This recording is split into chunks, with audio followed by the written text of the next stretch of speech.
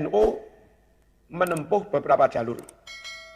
Antara lain satu, belajarlah kepada guru yang pernah belajar kepada guru. Bergurulah kepada ulama yang mana ulama itu juga pernah berguru. Saya misalnya di Blitar berguru kepada bapak saya, juga ibu saya, Ibu Siti Zainab, juga berguru kepada Pak D, ya Hasbullah, juga berguru pada Mbah Kung, Mbah Ridwan, yang mana Mbah Ridwan ini berguru kepada Syekh Mahfud At-Turmusi, karena dia alumni Mekah lama. Dan Syekh Mahfud At-Turmusi kita tahu berguru kepada As-Sayyid Al-Habib Ahmad Zaini Dahlan. Lalu beliau berguru kepada Syekh Abu Bakar Sato, pengarang I'anatul Talibin, dan seterusnya. Dengan punya komitmen, punya prinsip, santri NU, kader NU, pengurus NU, warga NU, ojo belajar dewi. Quran ojo dipahami dewi. Quran ojo ditafsiri dewi. Quran hadis ojo diterjemah dewi. Bergurulah kepada orang yang pernah berguru. Terus bersambung-sambung sampai Rasulullah SAW. Dengan cara itu, secara disiplin dan ketat, insya Allah yang diperoleh kader-kader NU dari gurunya bukan hanya lafadznya sama, bukan hanya teks Quran hadisnya sama, tapi lebih dari itu pemahamannya juga sama dengan pemahaman yang disampaikan Rasulullah SAW.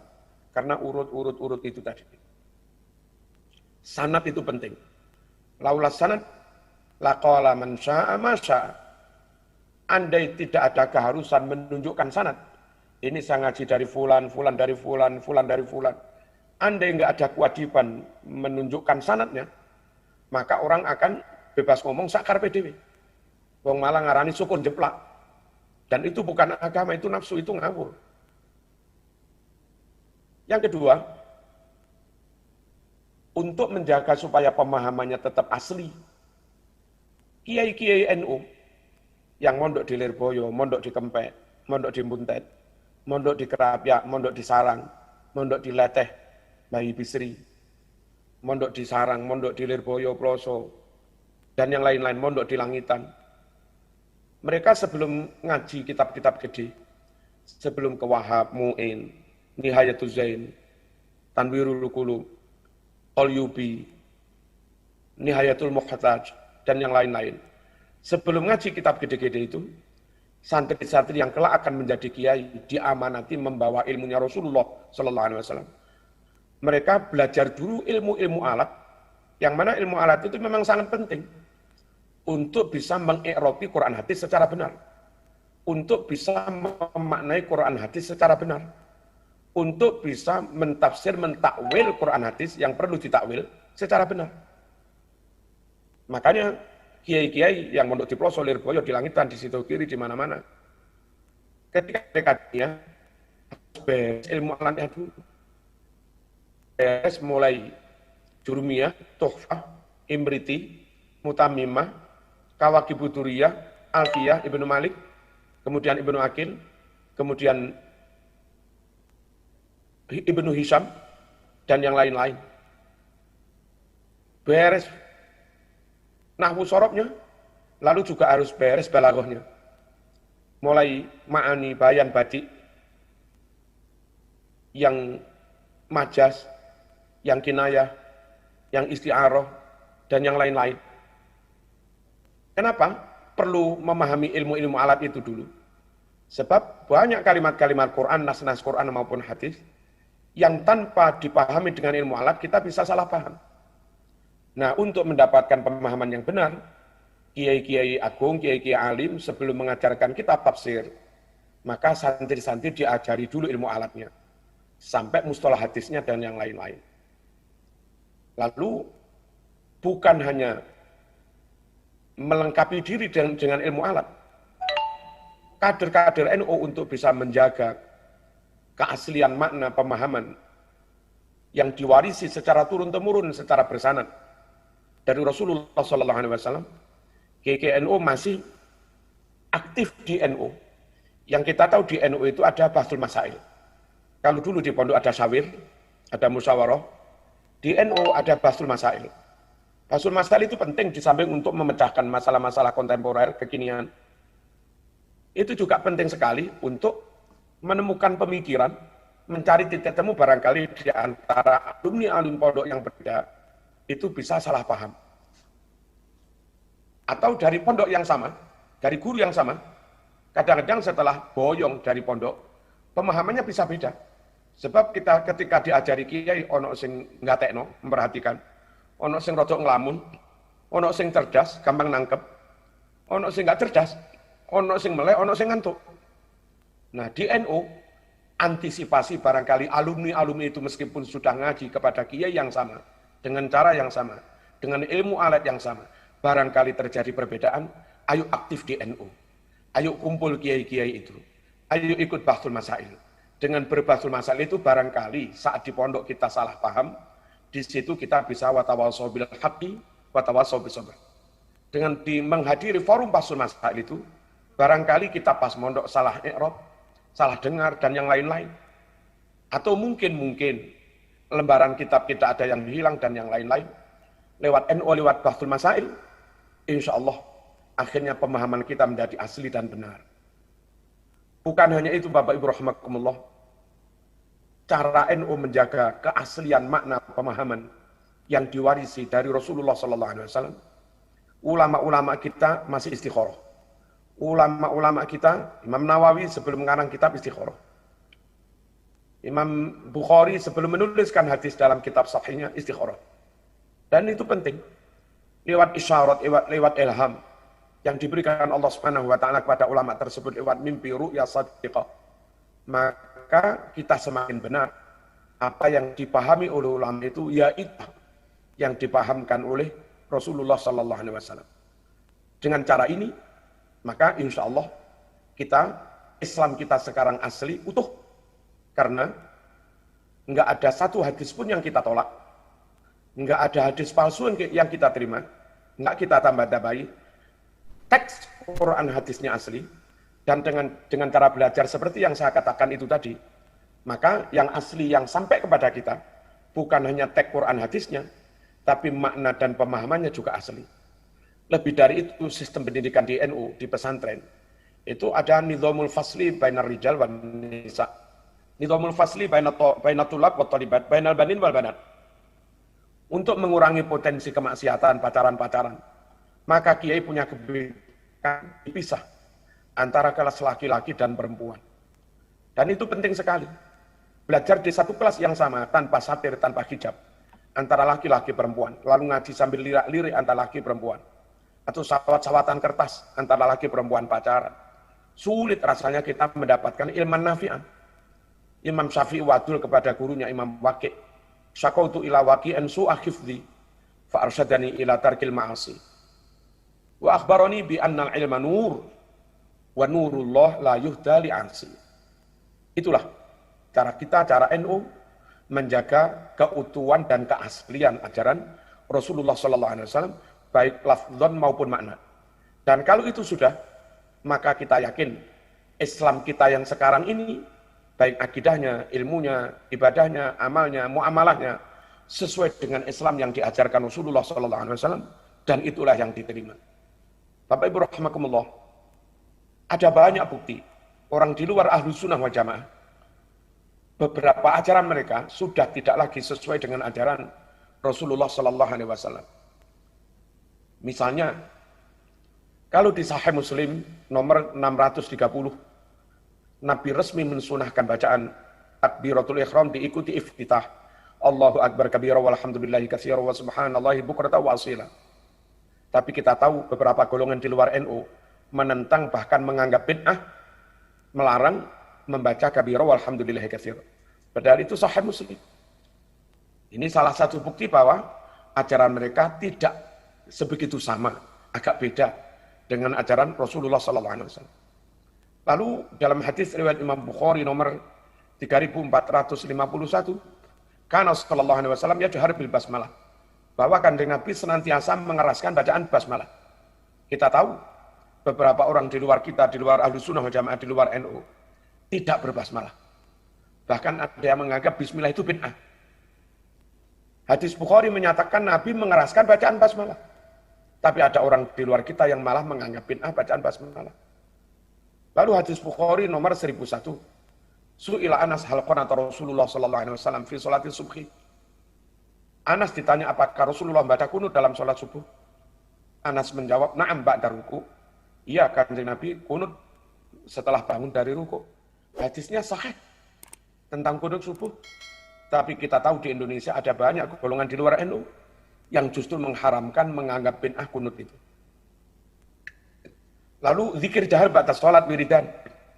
Itu nyata ada di zaman Rasulullah SAW. Sahih Muslim juz 1 halaman 410. Juga di Fathul Bari Syarah Bukhari juz 2 halaman 324. Inna raf'a sawti bidzikri hina yansarifun nasu minal maktubah kana ala hadin Nabi SAW. Bahwa berzikir dengan suara keras, wiridan, kayak kita wiridan bareng keras. Tradisi kayak begitu karena sudah ada ala hadin Nabi di zaman Nabi Muhammad SAW. Tapi kita tahu orang di luar NU mengharamkan itu. Lalu bersalaman, kalau kira-kira habaib sepuh bahkan cium tangan pada salat, itu sunnah Rasul. Hadis Bukhari nomor 4377. Setelah berjamaah, faqama wa qaman nas, faja'alu ya'khuduna biyadihi yamsahuna biha wujuhahum. Lalu setelah jamaah salat Nabi berdiri, sahabat pun ikut berdiri. Lalu mereka berebut memegang tangan Rasulullah SAW. Mereka usap-usapkan tangan Rasul itu ke wajah mereka. Begini ba'da salat. Kalau Jawa Timur namanya cium tangan, sungkem, ba'da salat. Tapi orang di luar NU menganggap itu bid'ah. Dan banyak lagi. Haul misalnya, asli menyembelih kambing setahun sekali bertepatan wafatnya Siti Khadijah. Dibagi-bagi kepada tetangga, teman-teman. Sambil bercerita riwayat sejarah Siti Khadijah. Kayak begitu namanya haul. Itu dilakukan oleh Rasulullah SAW bertepatan dengan hari wafatnya Siti Khadijah. Di Sahih Bukhari ada, Sahih Muslim ada, juz 2 halaman 370. Begitu juga tradisi selamatan 7 hari sunnah Rasul. Selamatan setelah mayat dikubur sortanah sunnah Rasul. Yakin bahwasanya selamatan pahala bisa diterima mayat, itu hadis Bukhari Muslim, sunnah Rasul. Haul sunnah Rasul, ziarah kubur sunnah Rasul, mendoakan ahli kubur sunnah Rasul, ziarah kubur sambil membawa daun kurma, pelepah kurma sunnah Rasul. Dan kita tahu banyak golongan di luar NU menganggap itu bid'ah. Ayo kita jaga Islam, supaya Islam kita tetap sama dengan Islamnya Rasulullah SAW. Dan supaya Islam kita sama dengan Rasulullah SAW, maka jangan ikut golongan di luar ahlu sunnah wal jamaah. Dari itulah Mbah Hasyim Asy'ari mendirikan NU dengan prinsip harus ahlu sunnah wal jamaah.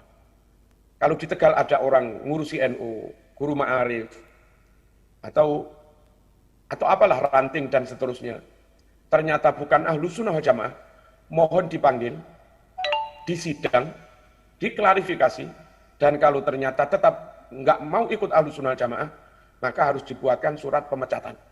Diambil kartanunya dan dinyatakan bahwa orang itu tidak NU.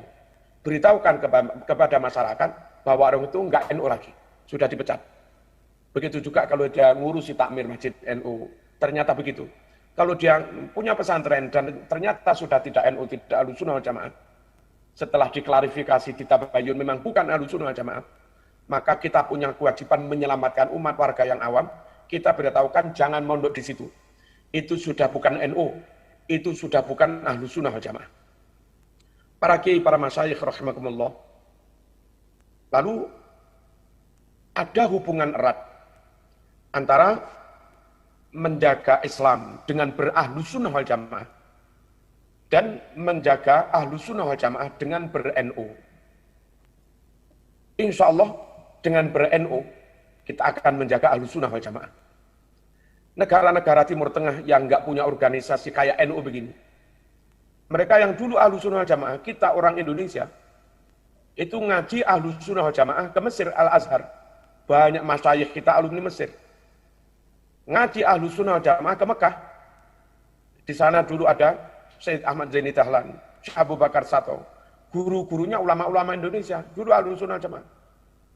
Ulama-ulama kita ngaji Ahlussunnah wal Jamaah ke Yaman. Cuma sayangnya negara-negara Timur Tengah nggak punya organisasi yang ngurusi agama kayak NU begini. Yang ngurusi Ahlussunnah wal Jamaah kayak NU begini. Akhirnya kita tahu, Saudi yang kita dulu ngaji Ahlussunnah wal Jamaah ke Mekah, Itu Mekah Saudi sekarang sudah mayoritas Wahabi. Mesir, yang kita dulu ngaji Ahlussunnah wal Jamaah ke Mesir, ke Al-Azhar, Mesir sekarang banyak IM-nya, Ikhwanul Muslimin. Yaman Selatan banyak Syiah. Yaman Utara ada Syekh Muqbil Wahabi. Bahkan yang Yaman Selatan Syiah, partainya banyak Syuyu'i komunis. Itu salah satu akibat kalau orang atau suatu bangsa tidak menjaga Ahlussunnah wal Jamaah dengan mendirikan kayak NU seperti ini.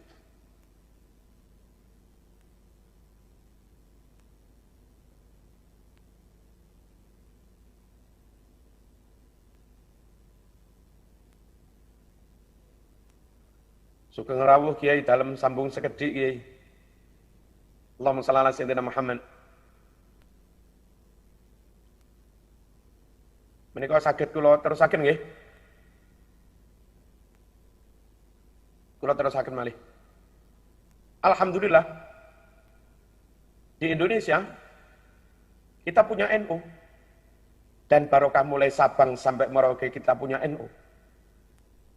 Kira-kira 100 tahun yang lalu, 200 tahun yang lalu ada kunut. Sampai sekarang tetap ada kunut. Kira-kira 200 tahun yang lalu ada manakib. Sampai sekarang tetap ada manakib.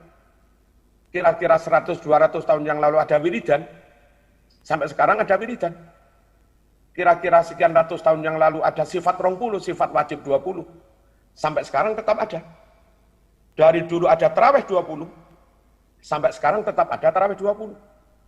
Dari dulu ada sayyidina, sampai sekarang tetap ada sayyidina.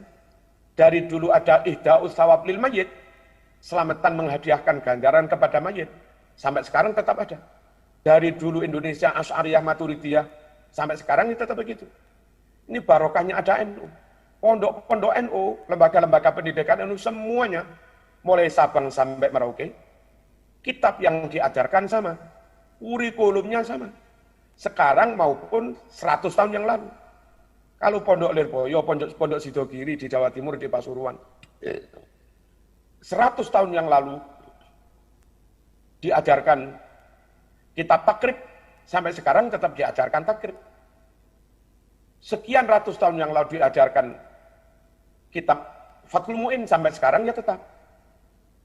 Dari dulu diajarkan muhadzab, sampai sekarang ya tetap ada muhadzab. Dari dulu ada Bughiyatul Mustarsyidin, sampai sekarang tetap ada. Barokahnya ada NU. Kurikulum kitab-kitab bisa dikoordinir. Dan kalau ada orang sudah tidak Ahlussunnah wal Jamaah, otomatis ya dia keluar dari NU. Sementara negara-negara Timur Tengah yang nggak punya organisasi seperti NU, sudah tidak mampu menjaga Ahlussunnah wal Jamaah. Jagalah Islam dengan ber-Ahlussunnah wal Jamaah. Teks Quran hadisnya tetap asli, nggak ditambah, nggak dirubah, nggak dikurangi. Dan pemaknaan maupun pemahamannya tetap asli karena ada sanad, karena melengkapi diri dengan ilmu alam, dan ada forum bahasul masail dan yang lain-lain. Lalu setelah kita jaga Islam dengan ber-Ahlussunnah wal Jamaah, jagalah Ahlussunnah wal Jamaah dengan bernahdlatul ulama. Karena nyatanya, sekali lagi NU inilah yang komitmen nyata dan terbukti menjaga Ahlussunnah wal Jamaah sampai sekarang. Ada organisasi di luar NU, dulu zaman Ya Ahmad Dahlan pakai kunut, pakai sayyidina, pakai kirim doa, pakai ziarah kubur, pakai sifat wajib 20, pakai tarawih 20, dan yang lain-lain. Dan sekarang kita tahu, sekarang sudah tidak seperti itu. NU yang menjaga Ahlussunnah wal Jamaah. Kita tahu beberapa golongan di luar NU di Indonesia, nggak ada wirid, padahal Nabi ada. Nggak ada sayyidina, padahal di zaman sahabat ada sayyidina. Nggak ada tasbih, padahal Abu Hurairah punya tasbih. Dan yang lain-lain. Nah, lalu NU terkait banget dengan NKRI. Asal negara NKRI ini tetap eksis, tetap lestari, tetap aman, maka eksis pula Nahdlatul Ulama. Lestari pula Nahdlatul Ulama. Sebaliknya kalau sampai NKRI bubar, maka ada kemungkinan besar bubar juga Nahdlatul Ulama. Dan kalau NKRI bubar, runtuh, lalu runtuhlah Nahdlatul Ulama, maka kita khawatir yang terjadi seperti Timur Tengah, runtuh juga Ahlus Sunnah wal Jamaah. Dan kalau runtuh juga Ahlus Sunnah wal Jamaah, mungkin dicaplok Wahabi, yang juga tidak utuh mewarisi ajaran Rasulullah SAW. Mungkin dicaplok Syiah, yang juga tidak utuh mewarisi ajaran Rasulullah SAW. Atau bahkan dicaplok Eropa, yang notabene mereka Kristen, mereka Katolik, mereka Yahudi, dan yang lain-lain. Wassalam, habis sudah kalau begitu. Jadi wajib menjaga Islam dengan cara berahlus sunnah wal jamaah. Wajib menjaga ahlus sunnah wal jamaah dengan ber-NU, dengan bernahdlatul ulama, dan wajib menjaga keamanan, kedaulatan, keutuhan NKRI dalam rangka menjaga nahdlatul ulama. Para kiai, para masyayikh rahimakumullah, kita tahu tahun sekitar 1923 di Mekah, di Hijaz ada pemberontakan oleh kaum Wahabi bekerja sama, bersekongkol dengan Ahlus Saud, memberontak kepada Raja Syarif Hussein. Karena mereka disokong Inggris dan Perancis, kalahlah yang namanya Raja Syarif Hussein itu. Akhirnya full Hijaz dalam kendali Ahlus Saud yang ideologi akidahnya Wahabi. Apa yang terjadi setelah Hijaz, Arab dikuasai Wahabi? Seperti yang dituturkan dalam kitab An-Nusus Al-Islamiyah, fi Raddi Alamat Habil Wahabiyah, karangan Kiai Muhammad Fakih Mas Kumambang Gresik, halaman 14. Mereka melakukan pembunuhan massal. Umat banyak mereka bunuh, jamaah haji banyak mereka bunuh, ulama banyak mereka bunuh, hafidh Quran banyak mereka bunuh, harta kekayaan umat mereka rampas, dan ini yang paling penting mohon dicatat oleh para kiai. Dalam halaman 14 itu ditulis, mereka merampas kitab-kitab Sahih Bukhari Muslim, diambil dari rumahnya kiai-kiai, dari ulama-ulama, kitab-kitab tafsir, kitab fikih, lalu mereka tumpuk, mereka urat-arit di lapangan, terus dimusnahkan. Untungnya, santri-santri Indonesia yang tahun itu ngaji ke Mekah, ngaji ke Syekh Mahfud, ngaji ke Syekh Nawawi, ngaji ke Syekh Ahmad Zaini Dahlan, mereka segera pulang boyong ke Indonesia, membawa serta menyelamatkan kitab Sahih Bukhari Muslim, tafsir fikih, yang mana di Hijaz kitab itu dimusnahkan. Jadi kayak di belakang saya ini, masih ada kitab lawas-lawas, yang umurnya mungkin 150 tahun, dan seterusnya. Yang itu di sana, dulu sudah dimusnahkan. Ada kitab Ihya, umurnya mungkin berapa, ini 100 tahun lebih. Ada Muhadzab, ada Majmu' yang lawas Sahih Bukhari. Yang itu di Makkah sana dulu dimusnahkan. Kemudian mereka menerbitkan kitab-kitab Sahih Bukhari Muslim, diterbitkan mereka. Yang tak pegang ini Riyadhus Shalihin, terbitan mereka. Kitab aslinya mereka musnahkan, lalu mereka menerbitkan Sahih Bukhari, dan ada sekitar 50 hadis hilang. Mereka menerbitkan Sahih Muslim, ada sekitar 40 sekian hadis hilang. Lalu mereka juga kayak begini menerbitkan ini. Ini Riyadhus Shalihin. Ada beberapa hadis hilang. Ada beberapa hadis dirubah. Dan yang lain-lain. Untungnya, santri-santri yang kita itu mondok di Mekah, pulang ke Indonesia, dan sekarang kitabnya tetap aman ini. Dari Mbah Yud, di Sidogiri, di Lirboyo, di Sarang, di pondok-pondok kuno masih menyimpan kitab lawas-lawas begitu. Kesimpulannya para kiai, NKRI Bumi Nusantara ini adalah tempat Allah menyelamatkan Sahih Bukhari yang asli, tempat Allah menyelamatkan Sahih Muslim yang asli, tempat Allah menyelamatkan ribuan naskah tafsir, fikih, hadis yang asli, yang mana itu dulu di Arab dibakar, dimusnahkan. Wajibnya menjaga NKRI, wajibnya menjaga negara Nusantara ini, karena disinilah Allah menyelamatkan ribuan naskah kitab yang di sana sudah dimusnahkan. Bayangkan andai Indonesia bubar, terus dikuasai khilafah Wahabi. Kita khawatir mereka melakukan hal yang sama. Dulu di sana mereka bunuh para hafidh Quran, para ulama. Jangan-jangan di sini setelah mereka berkuasa juga melakukan hal yang sama. Dan kita tahu ISIS kayak begitu biadabnya. Membunuh orang seenaknya, menyembelih orang seenaknya. Ada golongan di Indonesia latihan menyembelih. Na'udzubillah min dzalik. Yang banyak orang NU yang nggak mau mikir itu malah ikut mereka. Kita khawatir kalau NKRI bubar, maka makam para wali, makam para ulama, makam para syuhada dihancurkan, diratakan dengan tanah. Dan mereka melakukan itu di Arab sana.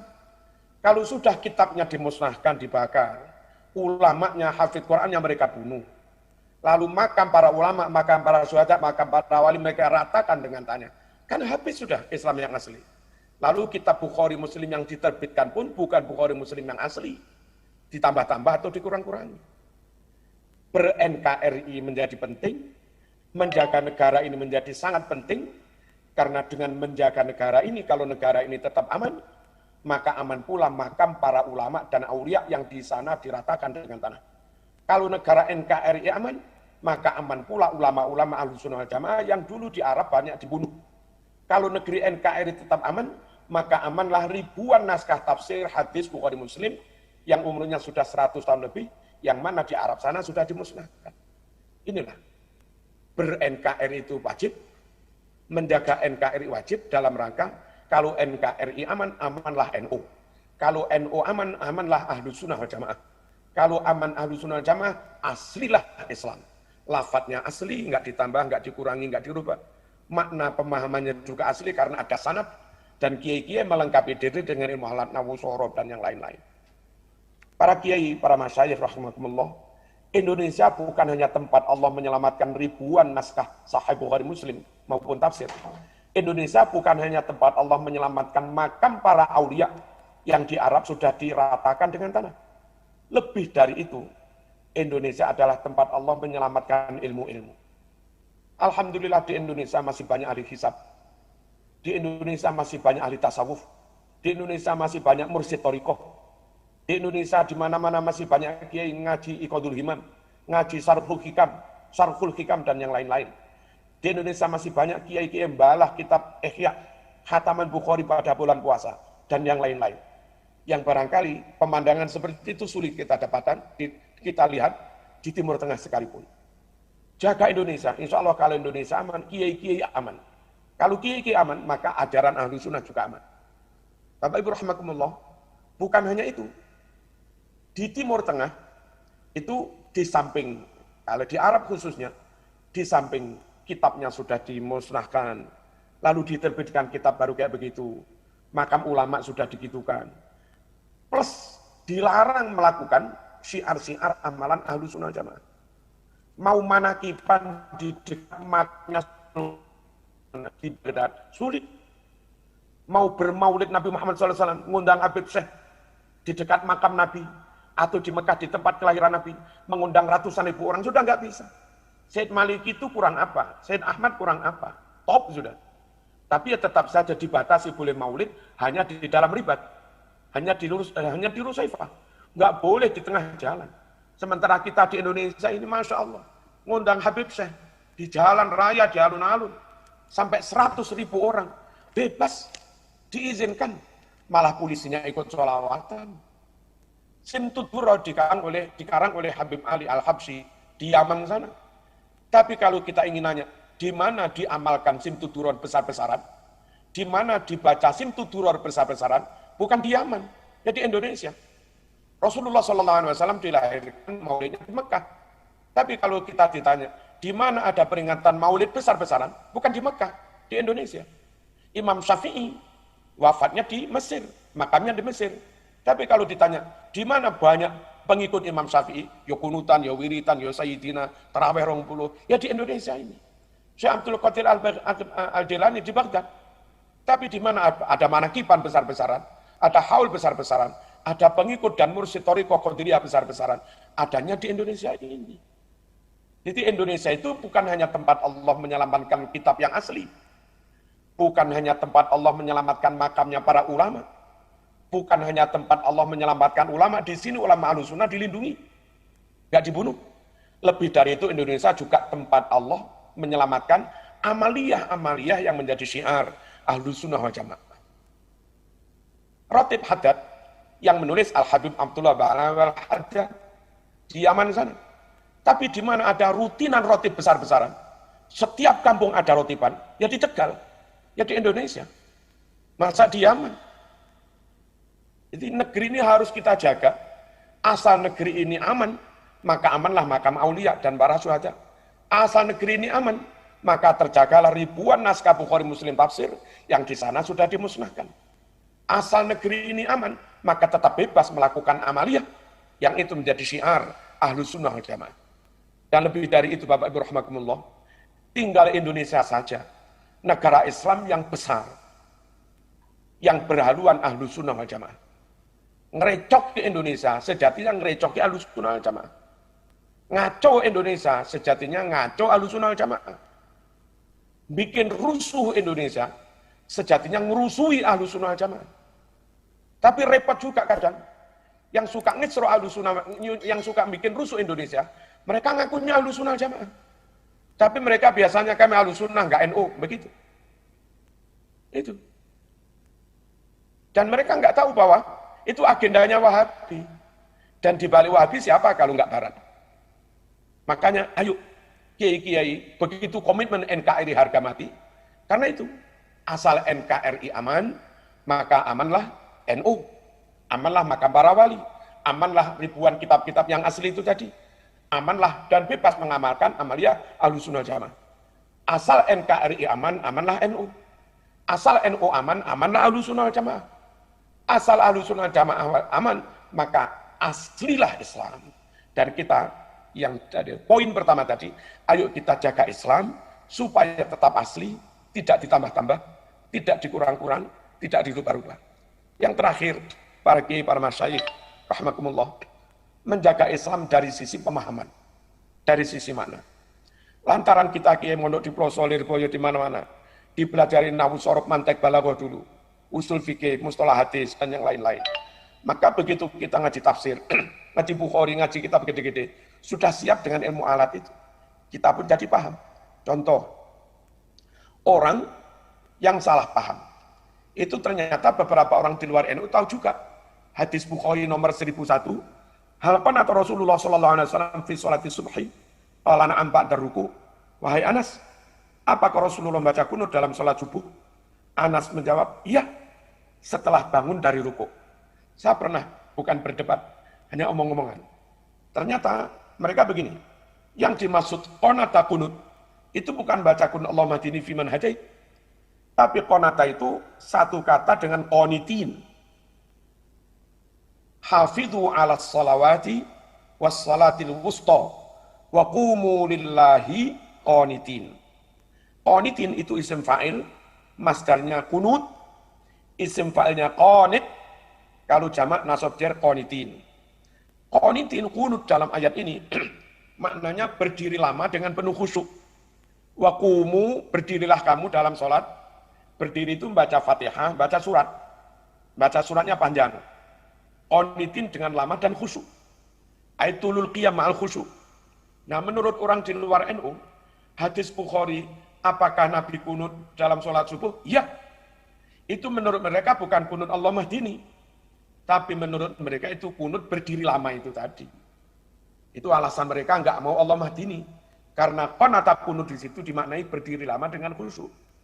Lalu dengan ilmu alat, ilmu mantik, ya kita bantah. Kita jawab, loh mas, dalam sholat itu ada istilah dibedakan. Kalau berdiri sebelum rukuk, itu namanya qiyam. Qa'iman, qa'imun, qa'imun, wa qumu. Kalau berdiri setelah rukuk namanya iktidal. Nah hadis tadi itu qonata ba'da rukuk. Hal qonata Rasulullah SAW fi sholati subhi na'am ba'da rukuk. Nah kalau ba'da rukuk qonata jangan dimaknai berdiri lama. Sebab berdiri lama untuk baca surat itu terjadinya sebelum rukuk. Baca Fatihah dan surat yang panjang. Wa qumu lillahi qonitin. Hanya gara-gara masalah begini saja. Mereka anggap Yahudiyah ketika qonitin kunut dalam ayat ini maknanya berdiri lama. Maka qonata dalam subuh juga mereka maknai berdiri lama. Bukan membaca Allah mahdini. Padahal yang di Quran itu waqumu ngadek. Ngadek itu qabla rukuk. Yang di hadis ini ba'dar rukuk. Berarti bukan ngadek tapi iktidal. Nah kalau iktidal bukan berdiri lama baca surat. Iktidal itu berdiri lama, Rabbana alhamdulillah lalu doa. Ini contoh gara-gara nggak ngerti mantek, atau kurang manteknya jadi kayak begitu itu. Contoh lagi hadis Bukhari. Kita dilarang berkemas pergi jauh kecuali menuju 3 masjid. La tusaddur rihal illa ila salasati masajid. Masjidi hadza wal masjidil haram wal masjidil aqsa. Bahwa tidak boleh pergi jauh-jauh sampai ratusan kilo apalagi ribuan kilo. Kecuali menuju 3 masjid. Masjid Nabawi, Masjidil Haram, Masjidil Aqsa. Ini oleh orang-orang di luar NU dijadikan dalil haram ziarah Wali Songo. Haram ziarah Wali Songo. Kenapa haram? Pergi naik bis ratusan kilo, padahal Nabi melarang. Jangan pergi jauh, kecuali menuju 3 masjid tadi. Nah, kamu pergi jauh tidak menuju 3 masjid. Berarti sama melanggar hadis ini. Andai kita ngerti nahwu sorof, hadis ini tentang kalam istisna. Menyebut mustasna illa salasati masajid, tapi belum menyebut mustasna minhu. Nah, seharusnya harus ditakdirkan adanya mustasna minhu. Lalu mustasna minhunya itu mutlakon, apa muqayyadan? Kalau mutlakon, kamu dilarang mutlak pergi kemanapun, kecuali menuju 3 masjid. Nah, kalau dibuat mutlak-mutlakan kayak begitu, payah. Kiai Makmun mau kemana, Kiai? Saya mau ke PBNU, haram, Kiai. Pergi jauh, haram pergi jauh, kecuali menuju 3 masjid. Kan konyol. Kiai Makmun mau kemana, Kiai? Mau ke Mesir, ngantar anak kuliah di Al-Azhar. Haram, Kiai. Haram pergi jauh, kecuali menuju 3 masjid. Kan konyol ini. Nggak mungkin maknanya itu mutlak. Takdirnya mustasna minhu mutlak nggak bisa. Gimana? Ditakdirkan lafaz yang sejenis dengan mustasnanya. Dan itulah al-aslu fil istisna an yakuna muttasilan. Istisna itu aslinya harus mutasil. Bihaitsu yakunul mustasna min jinsil mustasna minhu. Sekiranya mustasna itu sejenis dengan mustasna minhu. Jadi kayak begini, seluruh pengurus PCNU Kota Tegal ikut acara HSN. Kecuali Pak Yai Fulan. Mustasna minhunya pengurus NU, mustasnanya Pak Yai Fulan yang juga pengurus NU. Itu namanya mustasnanya sejenis dengan mustasna minhu.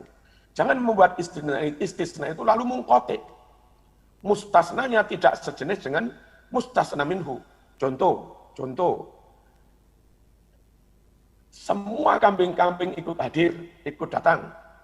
Kecuali Marzuki. Nah, kayak begini kalimat nggak benar. Mustasnanya Marzuki menungso. Mustasna minhunya kambing-kambing. Itu menungso. Nggak benar. Nah, kembali kepada hadis. Jangan kalian pergi jauh. Mustasnanya menyangkut masjid. Masjidil Haram, Masjid Nabawi, Masjidil Aqsa. Maka mustasna minhunya juga menyangkut masjid. Jadi kalimat itu mestinya begini. Jangan kalian pergi jauh ke masjid manapun, kecuali 3 masjid tadi. Mengapa itu nggak boleh? Karena selain 3 masjid itu, nilainya sama. Kalau berjamaah, ganjarannya sama. Panjenengan jamaah di Masjid Tegal, dapat pahala 27. Mau jauh-jauh, jamaah di Afqaf Yaman sana, ganjarannya ya tetap 27. Jadi orang nggak boleh. Nyun sewu, Kiai Makmun mau kemana? Saya mau ke Ahqaf, Yaman. Mau ngapa, Kiai? Saya mau jamaah zuhur, habis itu langsung pulang. Nggak boleh. Kalau ke Yaman jauh-jauh, hanya untuk jamaah zuhur, langsung pulang. Ente biaya. Habis waktu, habis tenaga, habis biaya, habis 25 juta, ternyata pulang hanya dapat 27. Kalau sekedar ingin 27, nggak usah jauh-jauh, kata Nabi. Di Masjid Jamek Tegal juga 27. Di Masjid Pondok Sampean juga 27. Ngapain jauh-jauh? Dari situ kita sangat maklum. Kalau Nabi melarang nggak usah pergi jauh. Kecuali menuju 3 masjid tadi. Jadi hadis ini menyangkut masjid. Tidak menyangkut yang lain-lain. Dengan ilmu istisna. Mastasnatil lama tamamin yantasib. Wa ba'ta nafyin au kanafyin tuhib. Itba'u mattasala. Nah, itba' Jadi bedal. Kalau istisnanya mutasil. Idba umat tasala. Wang sik mangkotok. Wa antamin.